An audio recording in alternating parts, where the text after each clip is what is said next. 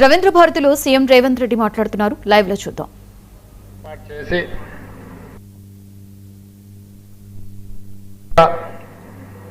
ఉప ముఖ్యమంత్రి వర్యులు బట్టి విక్రమార్క గారు నాతో పాటు ఈ కార్యక్రమంలో హైదరాబాద్ ఇన్ఛార్జ్ మినిస్టర్ మిత్రులు పొన్నం ప్రభాకర్ గారిని, రెవెన్యూ శాఖ మంత్రివర్యులు పొంగులేటి శ్రీనివాసరెడ్డి గారిని, గడ్డం వివేక్ గారిని, మొహమ్మద్ అజరుద్దీన్ గారిని, అడ్లూరి లక్ష్మణ్ గారిని, రాష్ట్ర ప్రభుత్వ సలహాదారు అరకర వేణుగోపాలరావు గారిని, ప్రభుత్వ ప్రధాన కార్యదర్శి శ్రీ రామకృష్ణారావు గారిని, తెలంగాణ రాష్ట్ర డీజీపీ సివి ఆనంద్ గారిని, మీ ఉద్యోగ సంఘాల నాయకులను, జేఏసీ ప్రతినిధులను, నిరంతరం తెలంగాణ రాష్ట్రాన్ని దేశంలోనే ముందు వరుసలో నిలబెడుతున్న ప్రభుత్వ ఉద్యోగులందరినీ పిలిచి ఈ కార్యక్రమాన్ని ఏర్పాటు చేసి, తెలంగాణ ప్రభుత్వము అంటే నమ్మకం, తెలంగాణ ప్రభుత్వంలో బాధ్యత నిర్వహించడం అంటే సంపూర్ణమైన భద్రత అని చెప్పి ఈరోజు మా ఉప ముఖ్యమంత్రి వర్యులు బట్టి విక్రమార్క గారు నిరూపించినందుకు, ఈ కార్యక్రమాన్ని ఏర్పాటు చేసినందుకు వారిని మనస్ఫూర్తిగా నేను అభినందిస్తున్నా. వాస్తవంగా మొట్టమొదటి కార్యక్రమాన్ని మిత్రులు బట్టి విక్రమార్క గారు ఆలోచన చేసి సింగరేణి సంస్థలో అమలు చేద్దాం, సింగరేణి కార్మికులకని వారు నా దగ్గరకు వచ్చి ప్రస్తావించారు. ఆ రోజు 100% నాకెందుకో నమ్మకం అనిపించలే. ప్రమాదవశాత్తు ఒక కార్మికుడు చనిపోతే 1,25,00,000 రూపాయలు ఒక్క పైసా కార్మికుడు కానీ రాష్ట్ర ప్రభుత్వం కానీ బీమా చెల్లించకుండా ఇది ఎలా సాధ్యమవుతుంది అని వారు బ్యాంకర్స్తో మాట్లాడి ఉద్యోగుల జీతభత్యాల లావాదేవీలు, సింగరేణి సంస్థ యొక్క లావాదేవీల నేపథ్యంలో బ్యాంకర్స్ని ఒప్పించి మెప్పించి కార్మికులకు ప్రమాద బీమా ₹1,00,00,000 పైగా ఏ కార్మికుడు చనిపోయినా ఇచ్చే విధంగా వారు ఒప్పందాలు చేసిండ్రు. ఈ రోజుకి నాకు తెలిసినంత వరకు బట్టి విక్రమార్క గారు సవరించాలి, ఒకవేళ నేను చెప్పిన దాంట్లో ఏదైనా లోపం ఉంటే, 45 మంది సింగరేణి కార్మికులు ప్రమాదం వల్ల చనిపోతే ప్రతి కుటుంబానికి 1,00,00,000 పైగా చెక్కును వారు అందజేయడం ద్వారా కుటుంబాలు పెద్దలుగా కుటుంబాన్ని ఆదుకోవడంలో ముందుండే కార్మికుడు చనిపోయినప్పుడు విలువైన ప్రాణాన్ని ఆ సంస్థ తెచ్చివ్వలేకపోవచ్చు. ఆ విలువైన ప్రాణాన్ని ఆ సంస్థ అధిపతిగా ఉన్న ఈ రాష్ట్ర ప్రభుత్వము తిరిగి తెచ్చివ్వలేకపోవచ్చు. కానీ ఆ కుటుంబ యజమానిగా, కుటుంబంలో అత్యంత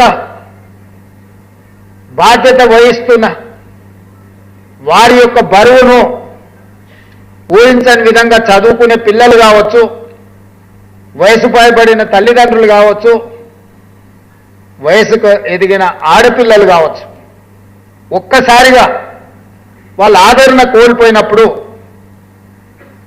ఎంత ఆందోళనకరమైన పరిస్థితులు, ఎంత బాధకరమైన సందర్భమో మనం అందరికీ తెలుసు. 90% ఇక్కడికి వచ్చిన మా ఉద్యోగ ప్రతినిధులు మధ్యతరగతి వాళ్ళమే, నాతో సహా. మధ్యతరగతిలో బయటపడి సమస్య చెప్పుకోలేము, సమస్య ఉంటే ఉన్నది ఎవడేమన్నా అనుకొని బరితెగించి వీధుల్లో తిరిగే సాహసము మనం చేయలేం. చెప్పుకోలేని బాధ, తీర్చలేని సమస్య ఉన్నప్పుడు దుఃఖంతో కుమిలిపోవడము, కష్టాలలో ఉన్న కుటుంబానికి ఒక విశ్వాసం కల్పించాల్సిన మనమే ధైర్యాన్ని కోల్పోయినప్పుడు ఆ కుటుంబం మొత్తం కుప్పగూలిపోయే పరిస్థితి ఉంటుంది.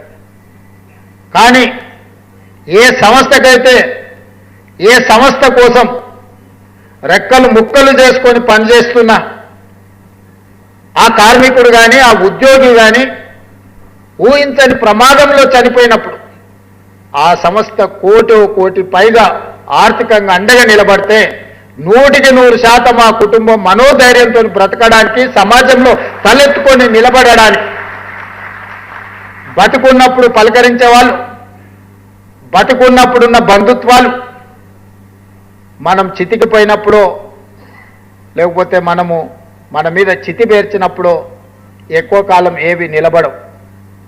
సానుభూతి చూపించే వాళ్ళు ఉండొచ్చు, మన పట్ల సానుకూలత చూపించే వాళ్ళు ఉండొచ్చు, కానీ మన సమస్యలకు ఆర్థికంగా సహాయం చేసేవాళ్ళు చాలా అరుదు. అందుకే యజమాని ఆ బాధ్యత తీసుకోవాలి. ఇక్కడ యజమాని అనంటే సింగరేణి కార్మికులకు సింగరేణి సంస్థ, విద్యుత్ కార్మికులకు విద్యుత్ సంస్థ, రోడ్డు రవాణా కార్మికులకు రోడ్డు రవాణా సంస్థ, మీ అందరికీ రాష్ట్ర ప్రభుత్వమే యజమాని.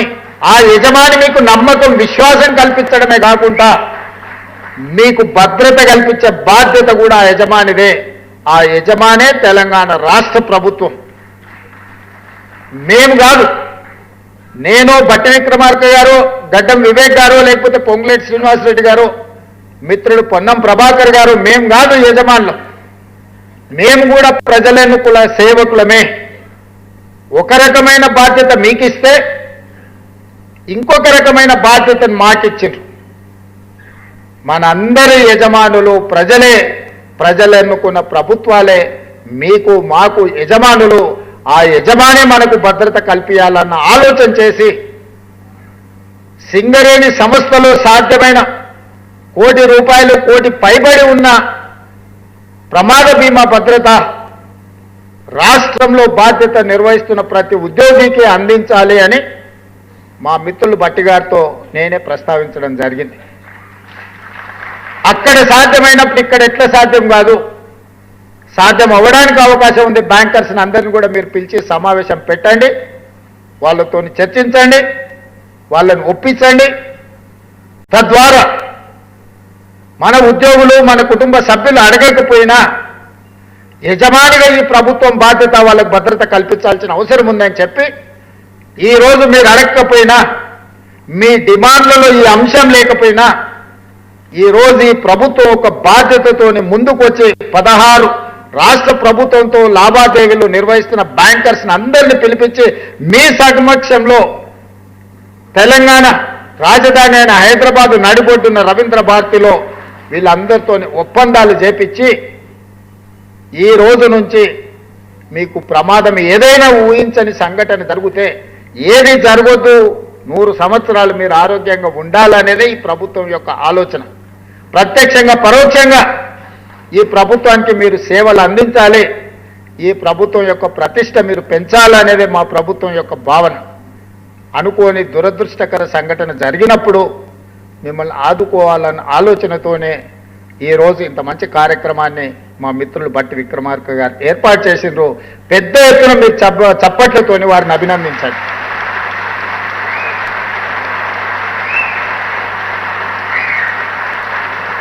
నాయకుడిగా